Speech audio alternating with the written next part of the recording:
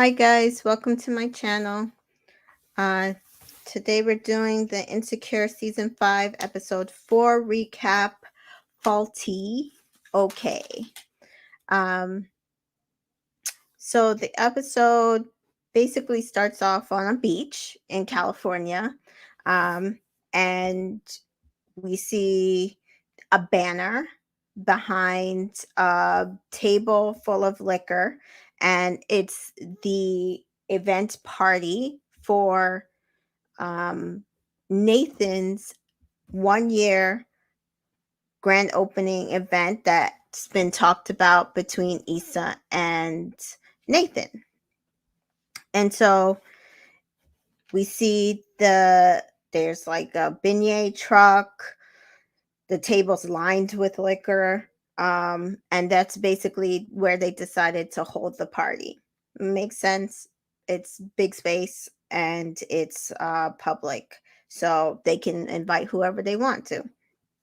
So Nathan is talking to some people who've just arrived on the beach, and he tells them that the drinks are there, and that there's volleyball for activities, but that the food is on its way.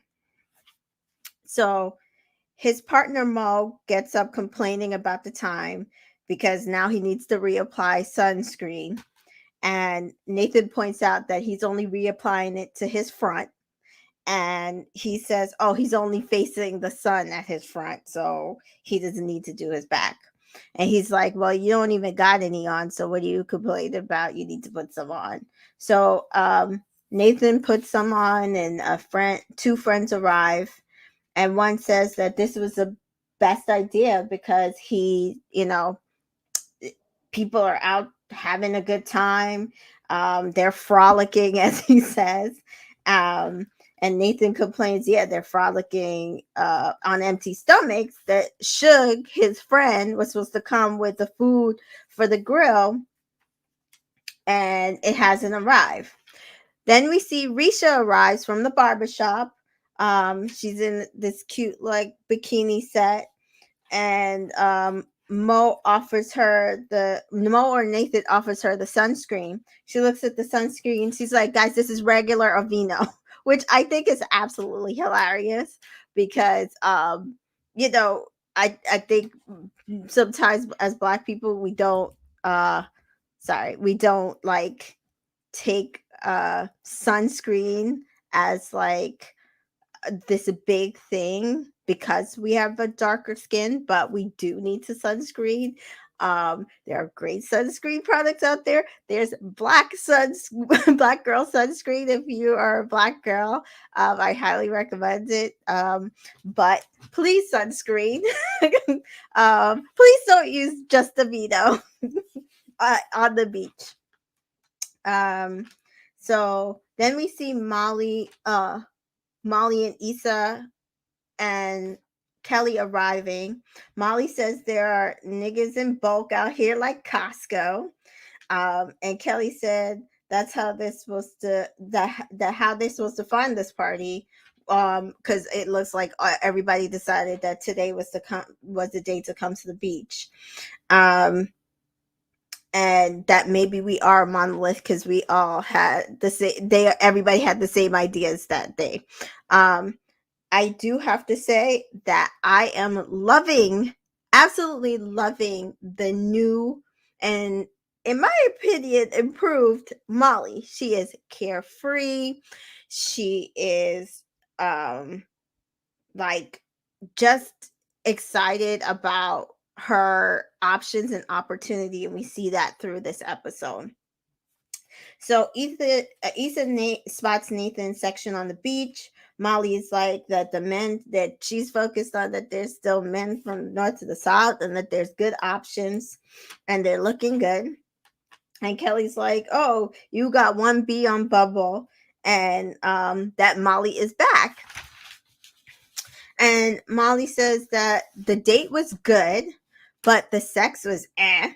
And she feels like it's because she's like out of practice that she like fucks weird.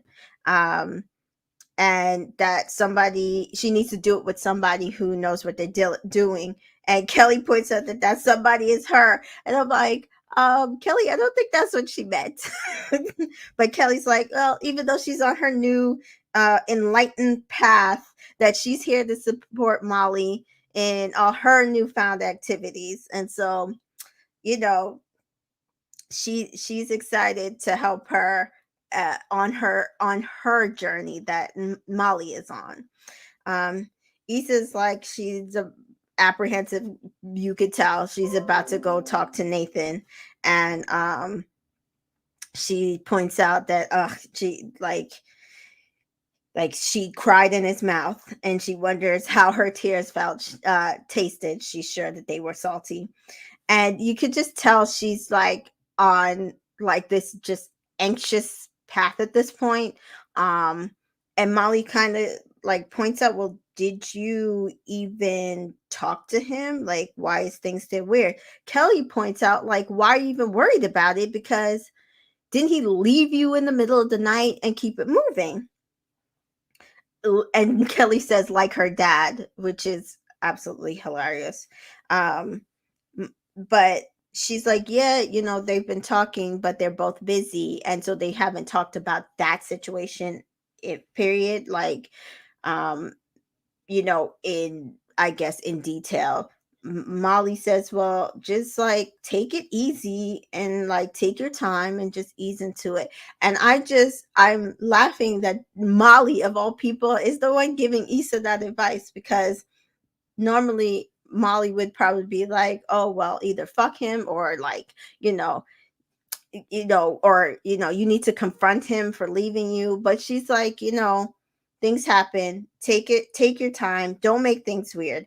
Unfortunately for them, Issa insists on making things weird tonight. And so she's like, shows up to the event, and she just is going to act absolutely nuts at this point. But first, we Issa shows them a tweet announcement that apparently the event that she did with Crenshaw did so well for NBW, Nothing But Water, that they've agreed to partner with her on a 3-event water deal, which means that Issa's getting paid, and she's basically now built this great partnership and opportunity for her own growth for her company. But that tweet seems to have caught the eye of Crenshaw, and he sent out one of these emojis, and she's pissed off because she's like, why is he doing that? And she knew it was coming, because he's been, I guess, salty since his event. But Molly rightly points out that, listen, it was a sold out event. What is he complaining about? And Issa shouldn't even put any energy into that, because it was because of her and the event that she produced that it was so successful, and just ignore him. And Kelly also points out that, everybody wants the success, but they can't handle the fame once they get that success. And this is absolutely true. um Everybody wants to get to where they think that, it's big time, but they don't always necessarily get what comes with that and how people get there. And as I said, I agreed a little bit with Crenshaw that, if he was the artist, he should have been able to input his artistic abilities into the situation. But he was also, um you know the person that Issa trusted with, you know working with her and agreeing with her on what they were going to do for the show. Give me one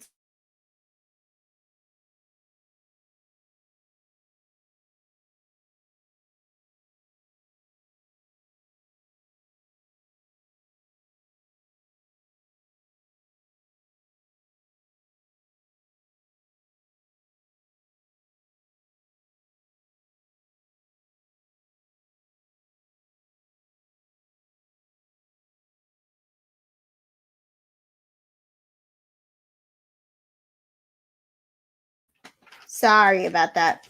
So, as I was saying, um, she points out that they're absolutely right, and she's going to ignore them. And she points out that she should have known not to deal with him, considering he went to a scared straight for high school. And Kelly's like, "Oh, he did too." And of course, Kelly went to Scared Straight of all places for high school. Kelly is off the chain. But we see that Kelly is this is sober Kelly at this point. And so sober Kelly's still crazy. But she is, trying her best to find herself. Um, Not only without alcohol and drugs, but within her friend group, what she can continue contribute, and how she can move herself forward in what she feels like she needs to find her way in life eventually. And I think that this season is going to be that for everybody. As I said before in other episodes, we're going to see that everybody is going to be on the path to finding who they're ultimately supposed to be, when the show comes off, because I don't think it's going to end where we see, although we have had flash forwards. I believe at the season finale of season 1, we did get a flash forward of what Issa and Lawrence's life could have been like. And it's possible we'll get a flash forward, but I actually think that they're going to end us at the period that we see the end at, and we're not going to have that, because I think we're going to have to like inference what these people's life played out as. I did see an interview with Issa. I think it was on the Breakfast Club, and she did say that she doubts that she'll ever do like a reunion or a movie, because she always knew she wanted to end here. She always knew that this was the period that she wanted the show to stop at. She did say that there was a lot of rewrites, so I think as the story moved forward, they did rewrite maybe how it ended, but I think we're going to get an end, like the end. So we see that each character is on that path. Molly is in a better space, a healthier space, that she's going to get, hopefully a healthier relationship out of this, even if it's with just herself. That we will be okay with her being able to find a partner, because we know that she's in a better space. And with Kelly, I think it's really just finding her, who am I in this life? And we didn't see Lawrence in this episode, but we see that Lawrence is probably on the path to being the best father he could possibly be.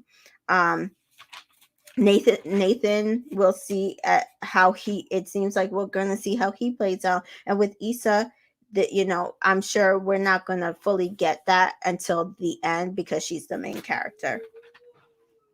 But Issa approaches Nathan, and of course, as I said, she gets awkward.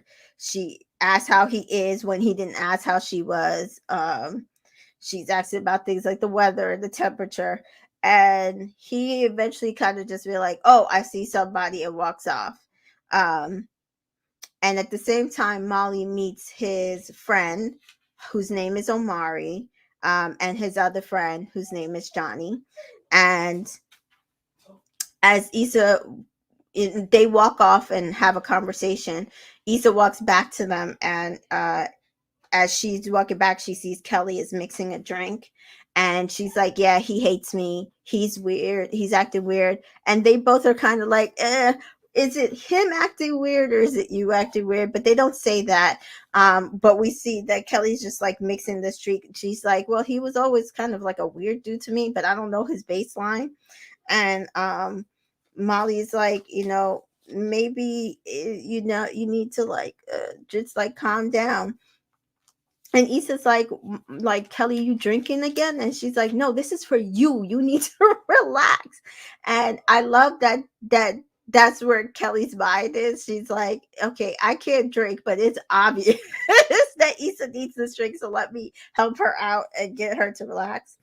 Molly is checking out Omari, and she's like, oh, they are, both still in the running though. Which I love that for her. Molly is not Xing out her options. We see that this episode, which normally Molly would glom onto one person and say, oh, he's the most successful one, or he's the cutest one, or he looks like the one that'll give me the best dick, so I'm gonna focus on him. This time she's just like, listen, everybody is still in the running until they disqualify themselves. She's allowing it to play out. And I love that. That means that she is open and ready for whatever experience life can give her. And I've been saying this all week. Sometimes, even though you're looking for a relationship, the way to not X yourself out of a relationship is to being open to every possibility, every option that comes your way. And I'm not saying that means to fuck everybody, because that doesn't mean that. But sometimes you have to be open to what's being brought to the table to you, so that you can say, hey, this is the land that I'm given. Do I want to continue on this path, or do I want to continue on this path? Which path will lead me to ultimately getting what I want? Or is this just, I'm okay with just having a fun experience for right now? And we see right now Molly's having fun, and I'm happy for her, because I don't think we've seen Molly actually have actual fun in a very, very long time. So good on Molly. Amari and Johnny, they want to play spades. Issa does not know how to play spades. She thinks it's like pity pat, and I feel sorry for her. She asked them to teach her to play, and they said no. The cutoff for teaching is at 16. You're too grown for this, and they X her out of the situation and go and play. And they are killing it. Molly and Kelly are killing the game. And Kelly points out they're like librarians because they got books. While they're playing, we see Issa's concentrating on something on the side. It's Risha and Nathan, and he's apparently tying her shoes. But at this point, Issa says it looks like they're fucking. So she's like, it maybe it's our eyes. She's staring intently. It did kind of look like that, so I did not blame her. But then she was like, "Oh no, that's not what they're doing." But she thinks that's what they're doing. So basically, they weren't doing it then, but she thinks that that's what they're doing in private. And she goes to get another drink because it's too much for her. And Risha calls her over, and she's so excited to see her that they, exchange pleasantries on how each one of them looks. Risha basically goes to hop in the water, and Issa points out that, oh, she probably will float away with her boobs. So that was actually funny. But this is the time she's kind of gotten Nathan alone, and she asks if they're cool, and he says nothing's changed for him, which I didn't think it would. I think that no matter what Nathan will want to be in Issa's life, I think it's always going to be on Issa, in what capacity that will be. But she's like, well, okay, so we're still friends. And he kind of makes a face, but he's like, yes. Suge finally arrives with the food. It's not grilled hot dogs to be grilled or burgers to be grilled. It's a ton of pizzas from Domino's. And Nathan's like, what's going on? I thought you were bringing pizza. I mean, I didn't know you were bringing pizza. I thought you were bringing hot dogs and burgers. I got a bunch of mustard and ketchup. And he's like, listen, I brought food. Why are you complaining? While he passes over the pizza to Nathan, a earthquake hits, and Nathan drops all the pizza. And Suge gets upset because he's like, "Why'd you drop the pizza?" And he's like, "It was an earthquake." Issa and him ask each other if they're okay. Risha comes and she asks if they're okay. She points out that that it's now bonded them for life. But we hear over the loudspeaker, they're like, basically, "Hey, it's, because of the earthquake, you've got to evacuate the beach because there's a potential tsunami," which is true. That does happen often. After a large earthquake, there can be a tsunami afterwards. So Nathan's kind of disappointed, so he just says, "Hey, listen, there's a bar up the road. Everybody wants to migrate there. They can come and the drinks will be on the barbershop." Issa's like to Molly and Kelly, like, "Oh, do y'all really want to do this?" It kind of sounds like she doesn't want to, because things are still awkward between her and Nathan, and I don't think she knew how to like continue with the conversation, because at this point they're hanging out. Molly's hanging out with these two guys trying to figure out who to go with, and Kelly is kind of like, being uh like a wing woman. But she's like, "I've just got Nathan and it's awkward." And so Molly's like, yeah, she wants to figure out who she's good to do this thing with, Johnny or Omari. So she wants to go to the bar. And so they roll to Sharky's. Nathan's in the car, we see in the next scene, with his boys. And they're kind of like talking about, whether or not Omari should go with Molly. And Nathan's like, "Oh, but I thought she liked Johnny, or Johnny liked her." And he's like, "No." They're like, "I'm still in this." And he's like, "Oh, wouldn't it be cool if I dated your girl's girl?" And Nathan's like, "Issa's not his girl." And they're like, "Oh, are you sure?" Like, they kind of just like go over things in like a very manly way. It was very interesting conversation, because um we sometimes think as women that men don't notice certain things. And I feel like there is a point in here where Nathan is absolutely not noticing anything.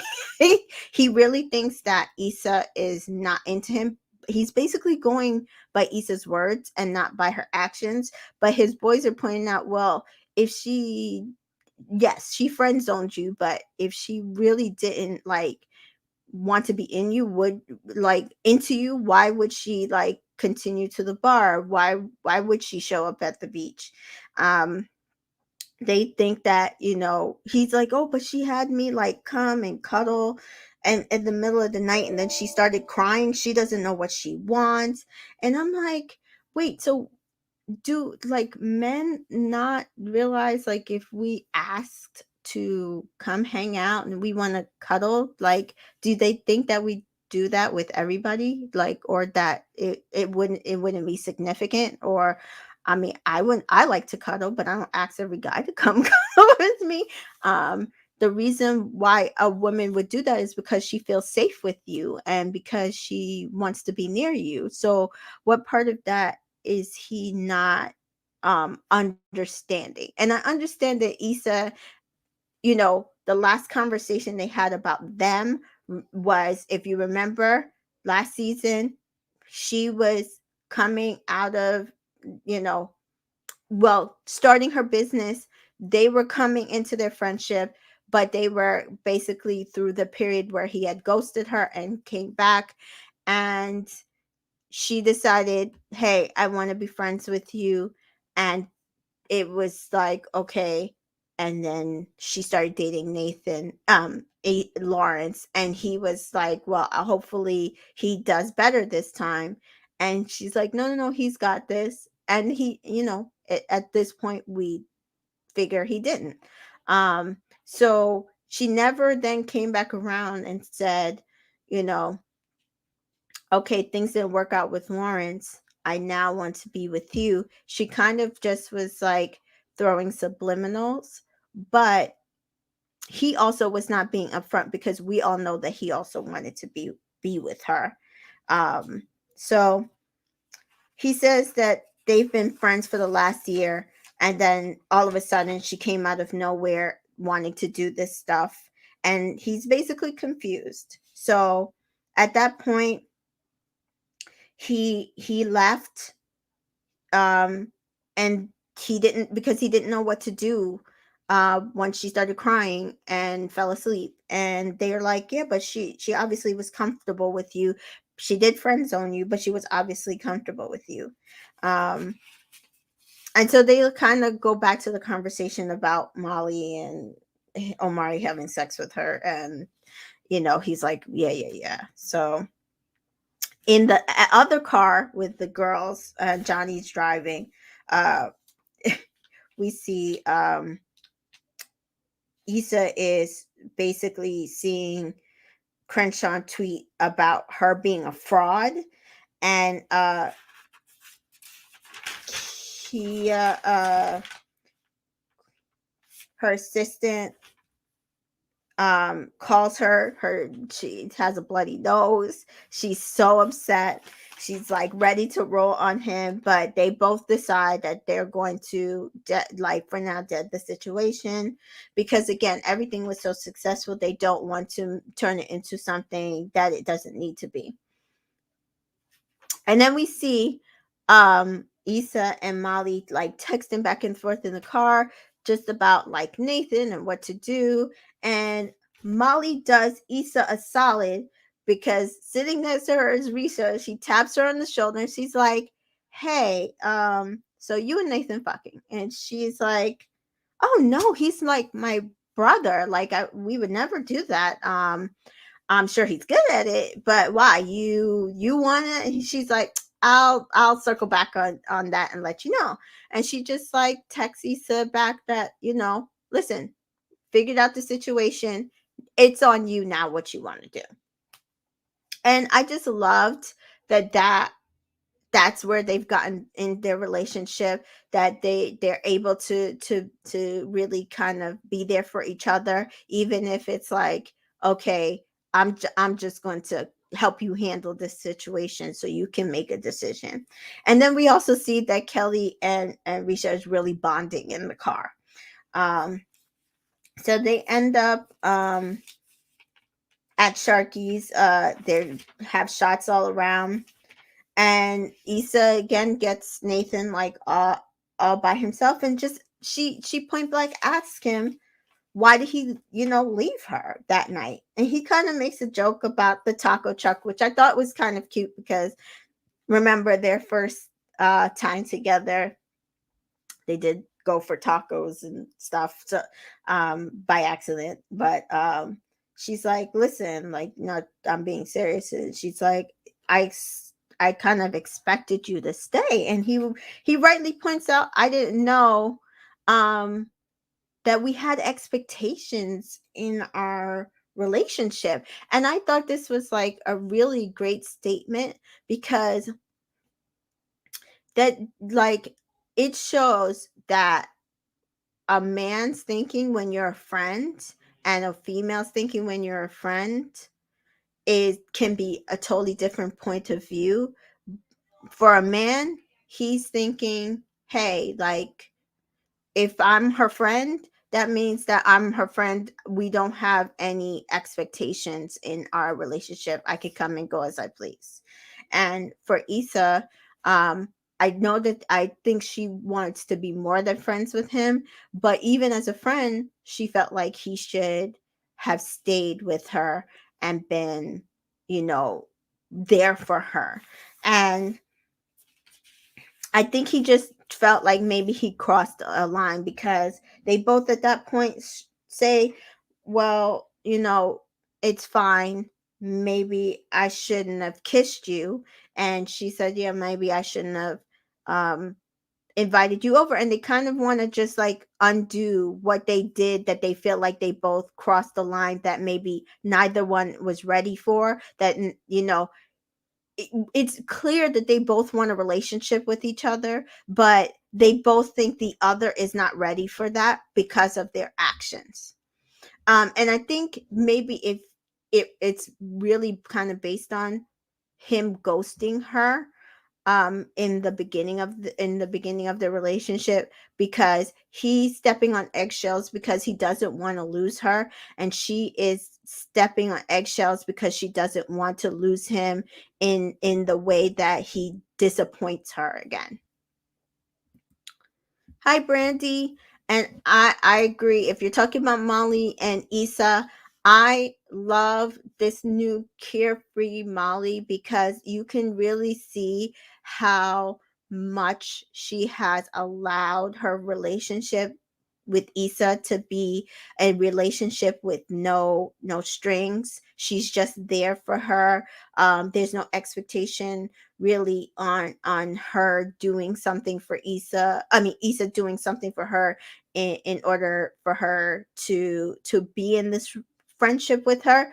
And there's absolutely no judgments. Like, we all saw that Issa was bugging out, or that the fact that Issa wants Nathan after he like left her in the middle of the night, because even Kelly was kind of judging her a little bit, like, oh, why are you even bothering him? He left you in the middle of the night. But Molly was like, just it, like, she knows that she wants him, that Issa wants him, so she was just like, okay, you got this, take it easy.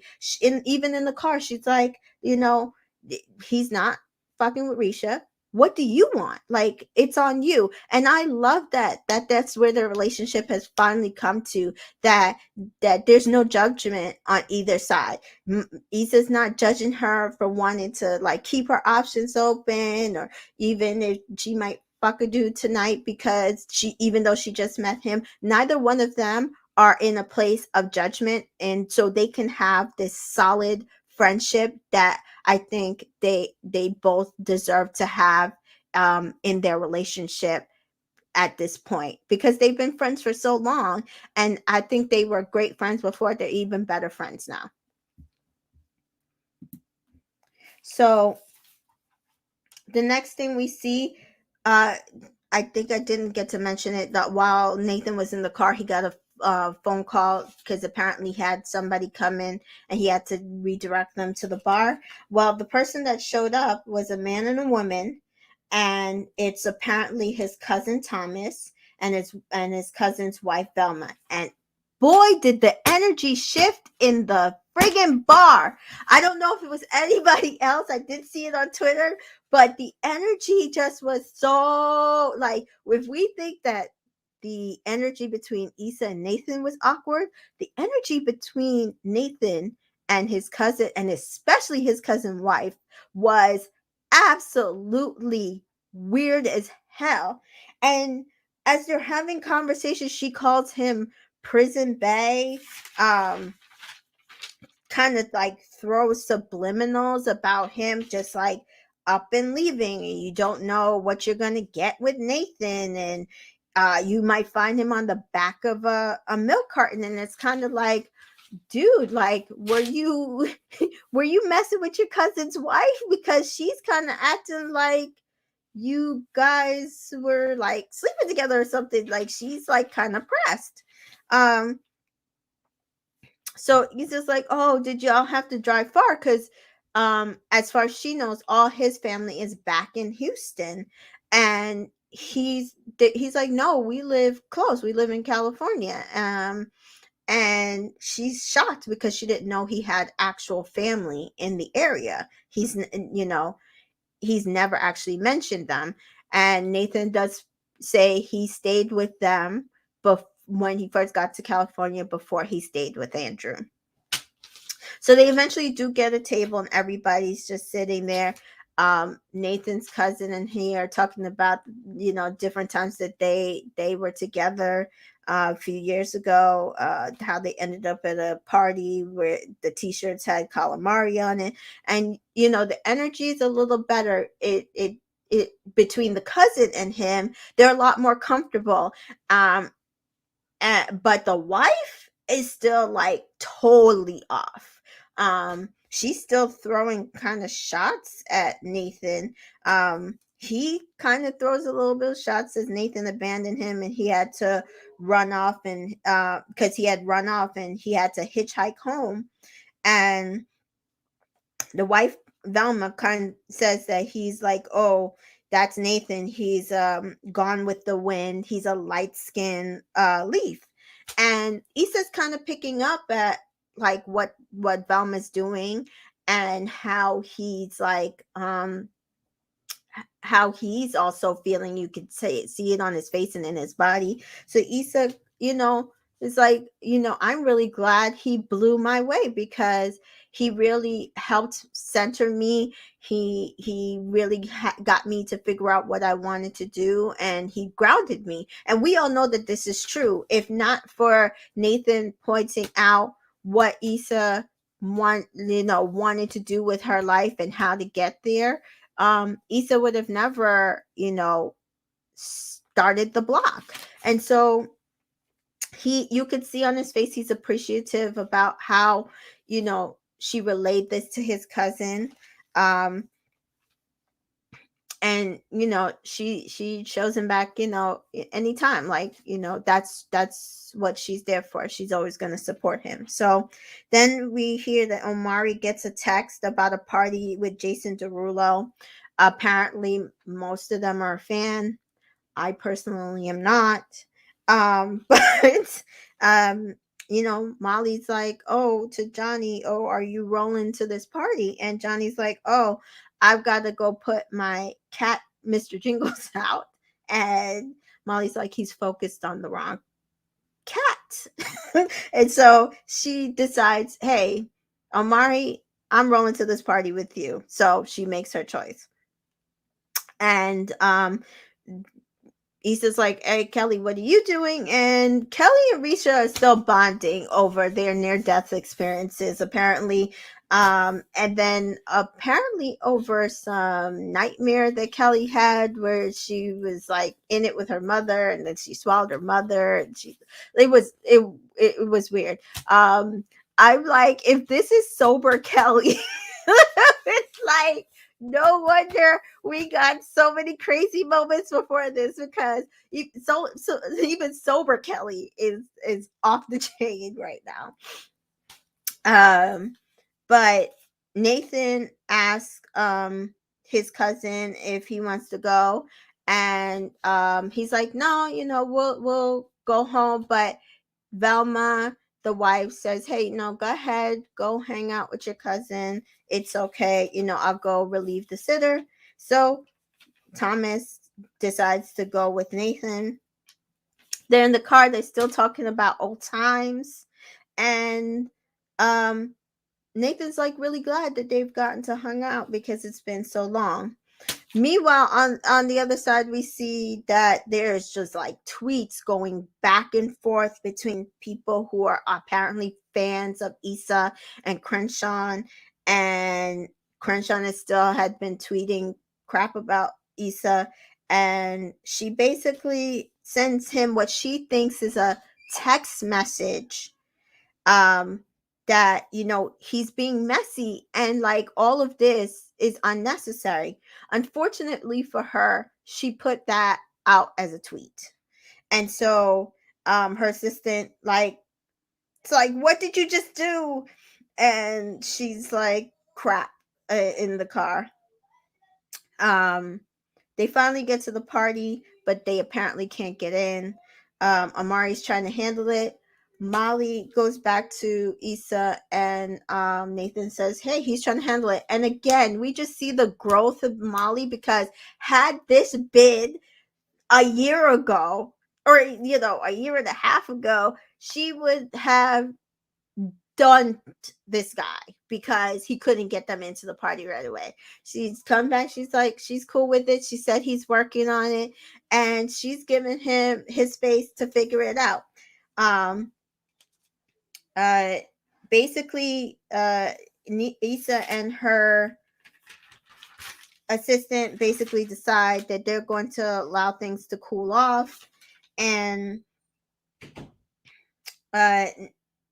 Omari comes back and says that, hey, I could get one person in the party.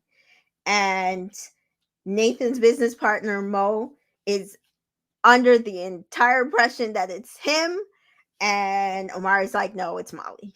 And so Molly's like, hey, I'm gonna, I got you, girl. I'm gonna find a back door somewhere and let you in.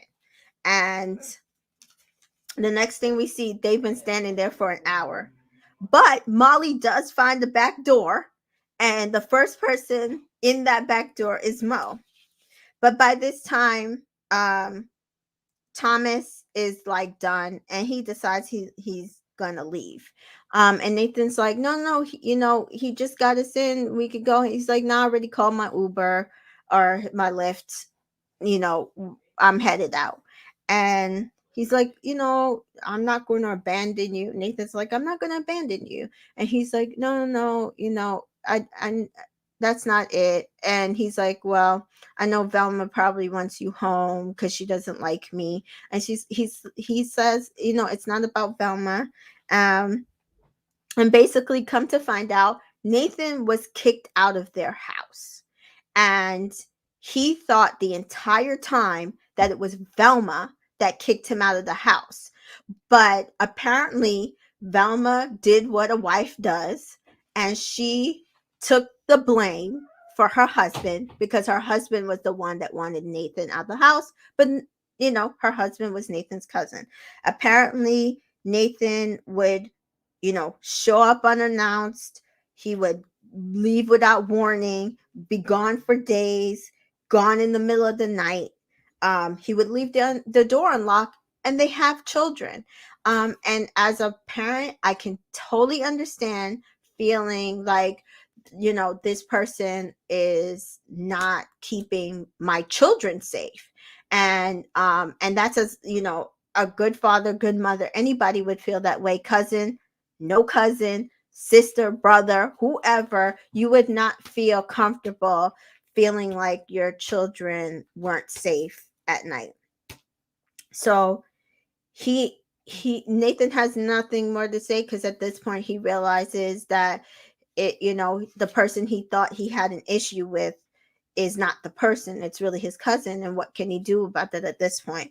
So Issa approaches him, lets him know that they did get through the back door, and he's like, well, no, I need a minute, and he walks off. Issa, being Issa, and the relationship that she has with Nathan, she gives him a minute, but she follows him anyway. And she asks, are you okay? And we find out even more to the story. Apparently he was manic at the time, but he didn't know it. And now he does know it, but he has never told his cousin and his cousin's wife that he, was going through that when he was living with them. He just wanted to show them the success that he was at, and hope that would help them build a better relationship. And I never been in a place that Nathan has been. I know that when you have some disorders and issues, you don't want to tell everybody, and you don't want to be vulnerable to everybody, but you also don't want them looking at you differently. And so I do think he kind of did himself a disservice by not telling them what, once he got diagnosed, and he knows now why he did those things, especially at the point where, finding out that impacted his relationship with a person who he was apparently close enough to want to go stay with. But he does say, at this point, there's nothing he can do. He tried to show him his progress. He can't do it, but he also cannot change the way that they look at him.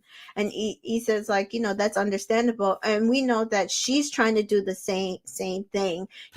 She wants her friends and her family to look at her different. And we know that's why she stresses so much about how much the block is going to be successful, and how much she can present her business as a proper business.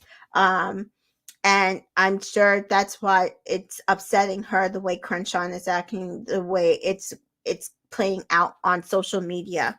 Um, but that's going to, probably end up playing out not in this episode, but I'm sure we're going to see how that entire thing plays out in the next episode or so. But Nathan points out, he's like, well, we're talking about them and you're talking about you, but I also cannot change the way that you look at me. And she's like, what are you talking about? And he's like, at this point, you just see me not in the way that I want you to see me. And she's like, me crying was not about you. It was about me. Like, I'm constantly waiting for the other shoe to drop. And I'm constantly just not comfortable where I am because I'm so used to shit blowing up, basically. And she's like, it's overwhelming. And the entire night she was just overwhelmed, and we know that because she had a stressful night. She really just called him, because she thought he was her person. And it probably, as I said, was probably a little too much too fast. But I think if he hadn't left her and if she hadn't cried, they would, have been fine. But they did, it happened. They did it. But she's like, at this point, she doesn't want to be friends with him. She knows that. She wants him, and he's like, well, I don't want to be friends with you either. And they realize that they both want the same thing, which is great. Like, I think they definitely, I know people probably feel like, oh, she's just don't, going to Nathan because she doesn't have Lawrence. And that might be a little bit of it. But as I've said before, I think Nathan will always be in her life, no matter, unless she doesn't want him there. And I think that that's as a friend or more. And I think that even last year, if she had if Lawrence had not showed up and it was just Nathan, I think she would have been on a path to get back with Nathan. But Lawrence did show up. But unfortunately for Lawrence and the Lawrence Hive, he also got Condola pregnant. And so while it's all too possible that Lawrence is, you know, could be or should be Issa's person, he's not available to her, and not in the way that she needs him to be. He's had a child. She doesn't want to be in the position of stepmom, as far as we can tell. And so he's not her person right now. Nathan has been her person. Their relationship got interrupted, and I think at this point they both want to try, and I'm all for it. So we see that they both, in their agreements, kiss each other. The earth moves with another earthquake, but also very cute. The earth moved with their kiss. And we hear Kelly in the background yelling earthquake, which is absolutely funny. So, as we see this episode, it's again more kind of life or death situations, and even like the conversation that Risha and Kelly are having, and them bonding over these death potential death situations, are impacting everybody's life. And I definitely think this is the theme for the season. And Prentice Penny, who is the one of the writers and producers of the show, did say that that's what it is. So we're going to see how all these situations, life or death situations, events that can greatly impact your life, will affect each character going forward. And I'm excited to see it, because so far I'm really happy with how the characters have developed and with what we're seeing change wise, with each character. I'm most excited to see, though, where Kelly ends up, because I think we have the potential to maybe get a spin-off of Kelly. I'm not sure. But see how, this maybe goes into a different show, or just the fact that we get to have Natasha Rothwell be such a main character this season. I actually love that. I feel like she's an absolutely fabulous comedic actress. So I do love that for us. I do have to say for this episode, very Nathan heavy, but we see like we always get an episode where it's focused just Lawrence, but with Nathan's episodes, there always have Issa in it. And I think it's really important to point out because I don't know, guys. I really feel like maybe they are trying to show us that Nathan, not necessarily that Nathan and Issa are going to be together, but I really do feel like they'll always be tied together. But I do feel like that it's a Lawrence and Issa going to end up on different paths and they may never meet again. So keep that in mind. Um, and I do have to say I love where Molly's going so far, but we do see in to the scenes for next week that something potentially could be happening with one of her family members that will greatly impact her life. And um we'll see how she handles that, or whether it's going to turn her new ways back to some old ways, or will she continue to grow through the issues that she might face in the next episode. So that is it for tonight. Thank you guys for watching. And as always, follow me on Entertainment in Color on Twitter, Facebook, Instagram, and even TikTok. And tonight, if you watch Married at First Sight, in about 10 minutes, the reunion episode, part 1, will be starting. And if you follow me on Twitter, we're going to be doing a Spaces discussing the reunion tonight on Entertainment in Color. So go and check that out. If you watch the show, come and discuss. Even if you don't watch the show, come and discuss. And as always, I'll be doing a review of Love Island Australia. I believe we have 2 weeks left. Well, tomorrow will be the end of this week, and then there's one more week left. So that'll be it for Love Island Australia. I'm not sure with the holiday coming up when I will be doing all of my reviews, but we're definitely going to finish out the season, and I'm excited to see where things go with that show. And also we'll have the premiere of 12 Dates of Christmas this season. And I'm excited to watch that show. I don't know. I saw today that they might drop all the episodes at once. If they do, I might just kind of like do a few episodes at once for my review. Like weekly for my review, but I have to see. So that's it, guys. I will see you later. Thank you for joining me. And I hope to see you in my next recap or review. Have a good night, guys.